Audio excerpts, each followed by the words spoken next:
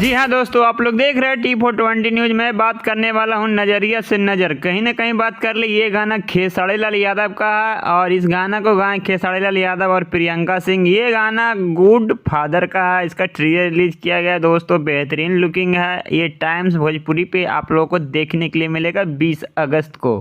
कहीं ना कहीं बात कर लिए, कल आपको देखने के लिए मिलेगा। बेहतरीन लुकिंग है और बहुत ही अच्छा कुछ नया करने का प्रयास किए हैं खेसारी लाल यादव और बहुत ही अच्छा लग रहा है। ये ट्रेलर देखने के बाद मुझे बहुत ही अच्छा लगा कि इतना अच्छा नया लुकिंग में खेसारी लाल यादव दिख रहे हैं और बेहतरीन मॉडल के रूप में देखने वाली है इसमें।